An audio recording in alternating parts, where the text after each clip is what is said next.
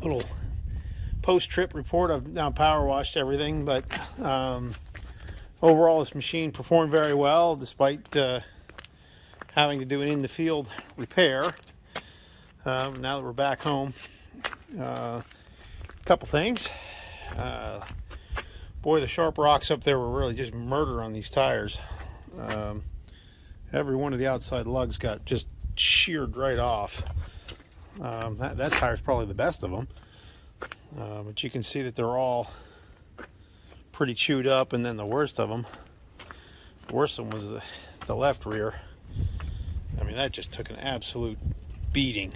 I don't know where these tires were old and dry and maybe a little hard or what, but it really they just absolutely took a beating. This one's not too bad, but this one in particular really got it. Which, interestingly, when I look at the ones I took off, which were really beat, they look very similar in the way that they were degraded. They look very beat up in sort of the same manner when you look at them. These were dry rotted pretty bad, so they weren't holding air, but very, very similar tire that was on it in terms of the tread patterns. What were these? PF Goodrich, Silvertown.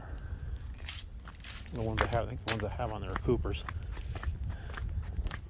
Very, very similar tread patterns. Yeah, these were Coopers, but I'm not sure that the brand mattered. But certainly this style of truck tire didn't hold up very well to what I just put these through, and it looks like I'm not the first ones to do it. So I'm not going to put the ag tires on, or I'm not going to put the R industrial tires on from the old one because they're just so old and beat. But when I look at the old ones, determine what was going on. They certainly never took that kind of chunks out of them back when, and sort of makes you wonder. And this is a crane tire, so this is super strong. Actually, if I had 4 of those, I'd put them on. These were pretty dry rotted too, or I would have maybe even considered at one point when I wasn't sure what was going on with tires, I thought about just putting these on over there. Well, that one's definitely got a slow leak. A couple of other things. I wasn't going to take this bottom piece off and put it on the other machine, but as I really began to study some things and what was going on as I was using the other machine, there's no rust and it's very solid on this bottom piece.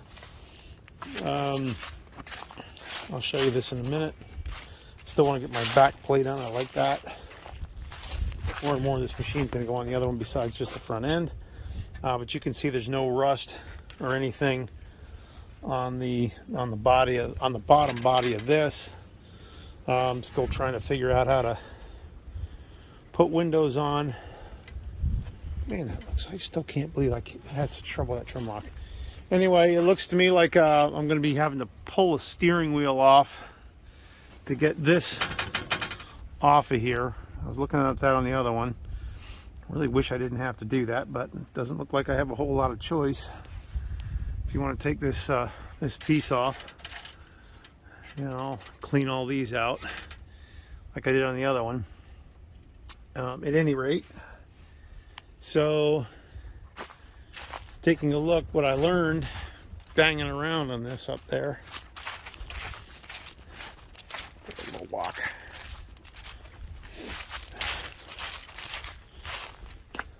What I learned is you can see that this one's pretty rusted out in the corner and on the front. And as I was just rolling along, it was just, this whole thing was just, I can see it, you can see it when I shake it. Let's see if I can get a better picture down there of underneath. Oh, come on, focus. There we go. Anyway, this whole thing, there now you can see, this whole thing was lifting up and shaking and banging and banging and banging. And that doesn't seem to be very good to me. I could either try and weld in new metal on this one and redo it, or I could just kind of punt and take off the steering wheel, which I don't know whether I have to do that for the other one or not. For the power steering, I probably don't, but certainly certainly I have to take it off if I want to take this bottom piece off. It looks to me otherwise like it's just 1, 2, 3, 4, 5. So 5 on this side, I'll assume 5 on that side. It looks like 10 bolts, and that just comes off. I take the top back off again, but that's not, since I didn't get the windows in, I guess it doesn't really matter. Plus the hinges